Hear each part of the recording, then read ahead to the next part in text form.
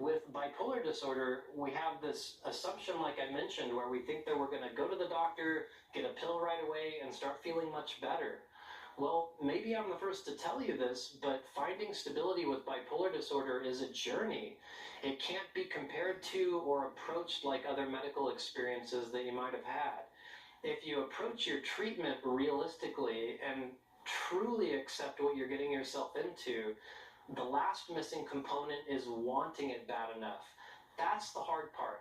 You can't fake personal motivation, and I can't tell you how to make yourself want something. I can't make you want to go to the gym. You have to find your own personal spark, and it's different for all of us. I'm sure a lot of you are wondering what motivated me to take my bipolar disorder seriously. Well, it only took over a decade of being diagnosed to finally find my spark, but here's what happened.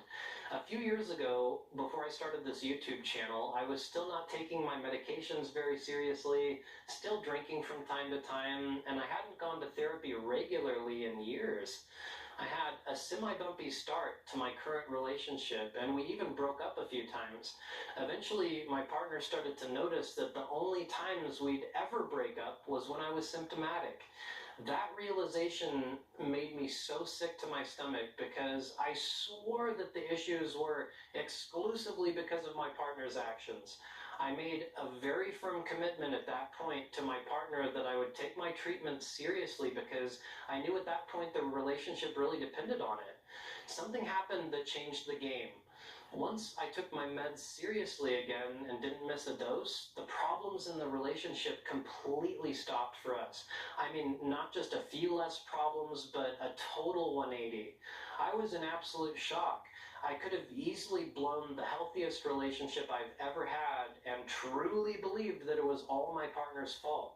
The problems that we were having would have literally just carried into the next relationship I started if things didn't change. I just didn't know better. The feelings and supposed problems we were having were so real at the time when I wasn't taking my treatment seriously. No one could have convinced me that I was part of the problem at the time. I just couldn't see it, and that's part of how the illness affects us. It's not an excuse for bad behavior, it's just part of the reality of mental illness and bipolar disorder.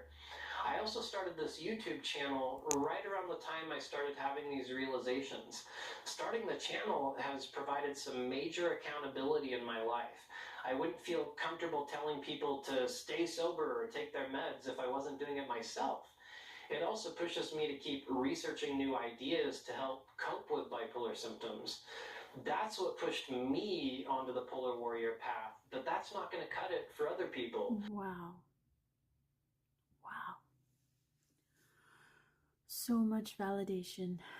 Sometimes people go to the doctor for bipolar disorder, and unfortunately, they do give us a medication that makes things temporarily worse. All of a sudden, the doctor is a horrible doctor, and all medications are some kind of conspiracy, and they just give up because, quote, that's just the way it is. I'm one of those treatment-resistant people, and it took me years to find the right medications. Of course it was horrible, and of course it sucked hearing about other people finding relief from their symptoms, but you know what? It gets better.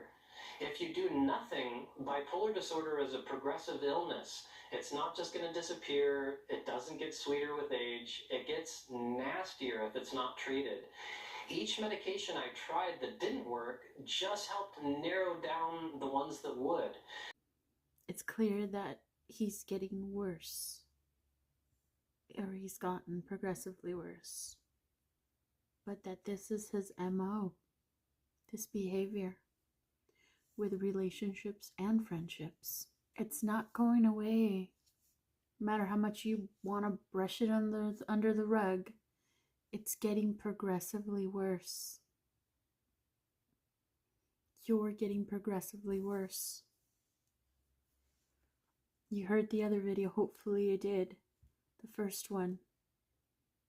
I know you're convinced of these things, you're convinced, but you have to give medication a chance so you can see a different perspective, see clear, and help yourself.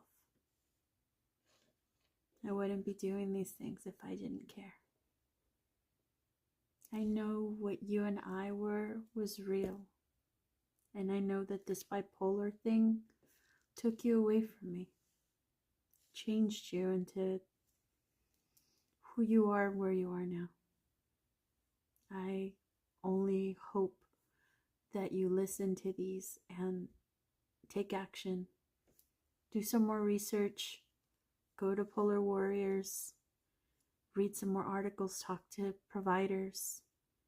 And get on medication. You're going to need a lot of support, love. You're going to need a lot of support. You shouldn't be alone. You need a support system that knows what is going on, that has done the research too. You're going to need some providers, a care team, medical care team at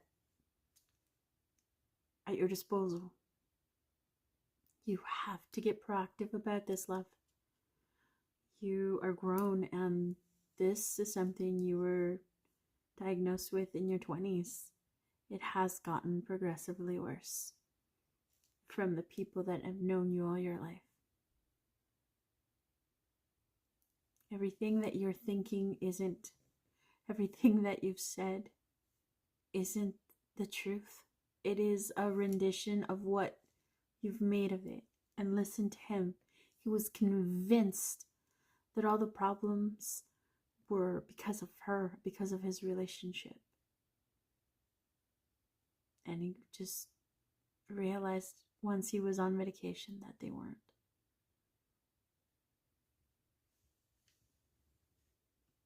Something to think about.